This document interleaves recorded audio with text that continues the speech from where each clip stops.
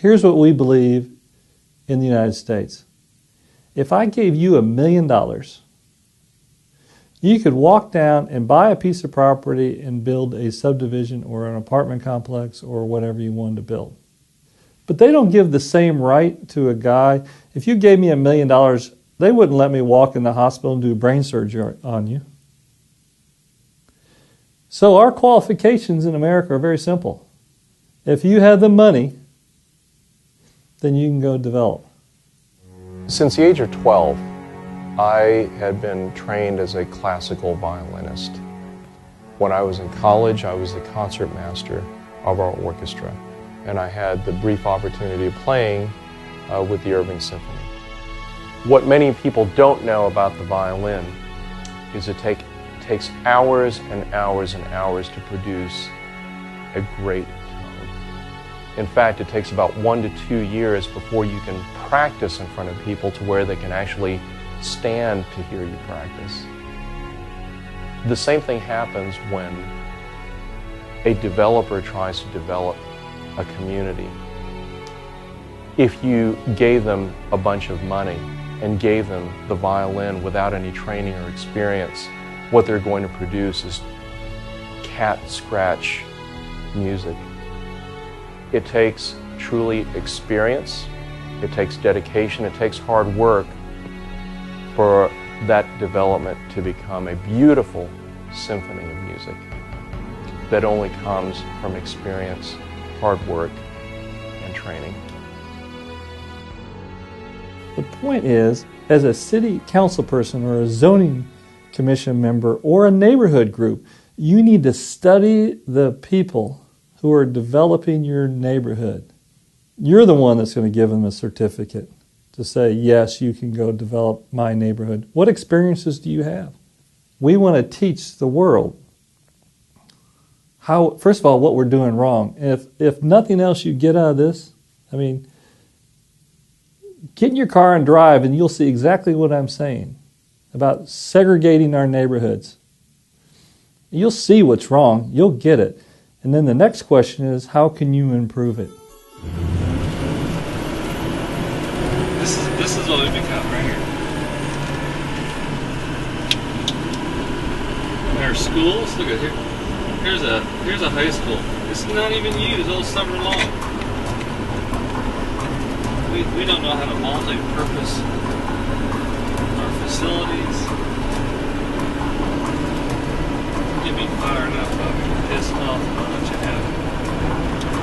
It's a whole new way of thinking how to make. And is it environmental? Is it environmental? Am I environmentalist? No. But this is the king of saving the environment.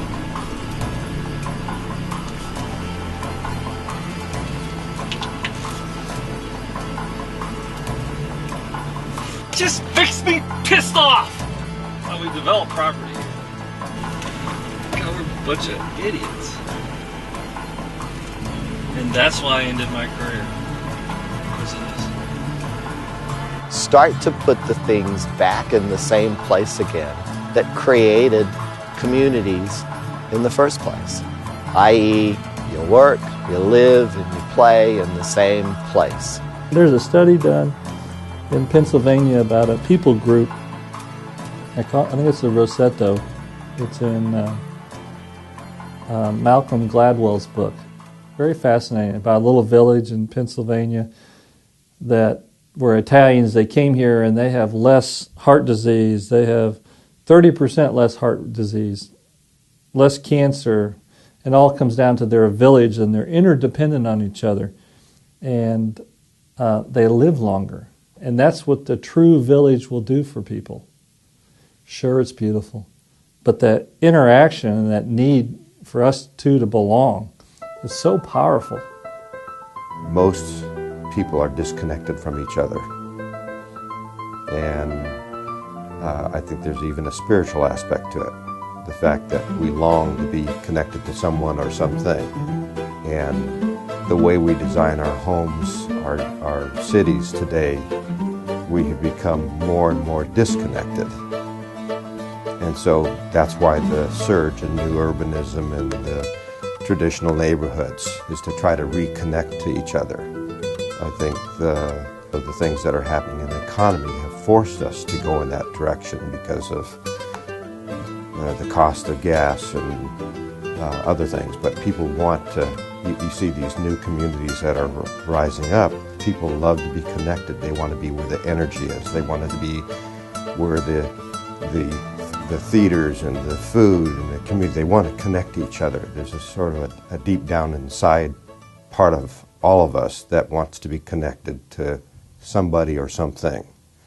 I mean, I will tell you, you will live longer living in a real village. You can eat the exact same foods as the subdivision next door, but you will live longer because I will care about you and you will care about me. And we will have interaction all the time. And I'll watch out after your kids. If I know John's kids are running through there, I will keep an eye on it. But if I don't know John, how can I care about his kids? So safety is unbelievable. I have won the highest award in America for the environment. I've donated islands for the environment. You would think I'm an environmentalist. I'm not. I just build for purpose. And if we all built for purpose, we become environmentalists.